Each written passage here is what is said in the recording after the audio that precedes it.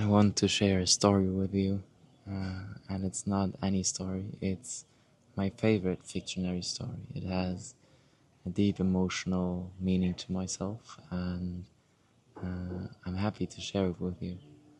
And I like the idea that when you share a story, it's not your story anymore. Everybody who hears the story makes their own interpretation, and it's the story of everyone. And that makes me happy to share love, to share stories. The story is called The King and His Ring. Long ago, in a vast and prosperous kingdom, there lived a wise but restless king.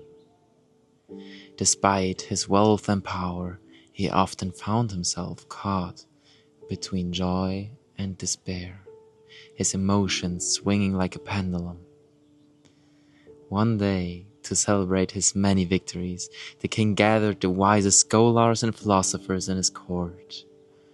"I wish to engrave a great truth under my ring," he announced, holding up his golden signet. "A truth so profound that it will guide me through every moment of my life.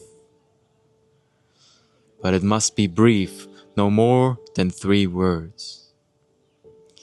The scholars furrowed their brows and exchanged nervous glances.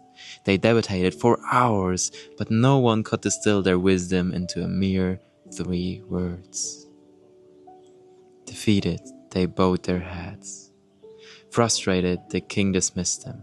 That evening, as he wandered his halls, his gaze fell upon one of his oldest servants, a man who had spent a lifetime in quiet devotion, humbly tending to the palace. The king approached him and almost in jest asked, "You've served me for decades. Do you have the wisdom I seek?" The old man smiled gently and nodded. "Yes, my king, I will give you these 3 words, but you must promise only to read them when the moment is right." Intrigued, the king agreed. The servant handed him a small piece of parchment, folded tightly, and said, "Keep this beneath your ring. One day, these words will reveal their power." Time passed, and life's tides against the king. Enemies conquered his court and stormed his castle. Forced to flee, he became a fugitive in his own land. One fateful day, pursued by soldiers, he found himself cornered at the edge of a steep cliff. Below him, jagged rocks waited like silent sentinels. Above him, the sound of hooves drew closer. There was no escape. As despair consumed him, the king remembered the hidden parchment. With trembling hands, he unfolded it and read the 3 words. "It will pass. It will pass." He stared at the words, letting their meaning wash over him. A strange calmness settled in his heart. He took a deep breath, accepting his fate. If this was to be the end, so be it. But as the soldiers searched, they somehow overlooked him. The king lived to see another day. Strengthened by this stroke of fortune, he resolved to reclaim his throne. Years later, after countless battles and hardships, the king triumphed. His kingdom was restored, and his people celebrated his return with a grand festival. The streets were alive with music, and the air buzzed with joy. From his throne atop a golden chariot, the king looked out over his adoring subjects and felt a swell of pride. This was the pinnacle of his reign, the height of his achievements. As he scanned the jubilant crowd, his eyes fell upon the old servant who had given him the 3 words. Overcome with gratitude, the king beckoned the man to join him on his private chambers. "You must share in my joy," the king said. "This day, this moment is perfect." But the old man, instead of celebrating, looked thoughtful. "Your Majesty," he said softly, "I believe it's time for you to read the message under your ring once more."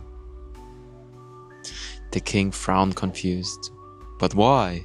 These words are for times of despair, not for moments like this."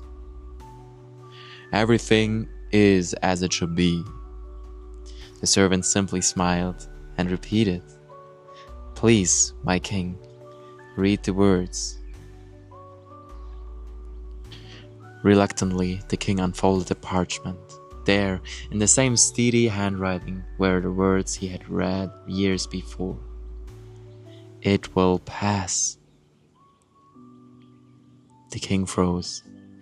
He looked around in the splendor of the celebration, at the faces filled with joy, and suddenly he understood. This moment, no matter how glorious, was just as fleeting as the darkest days of his exile. The servant placed a hand on the king's shoulder and said, "All things in life are impermanent. Joy and sorrow, triumph and failure, they are like waves on the ocean of existence. To find peace, one must accept this truth.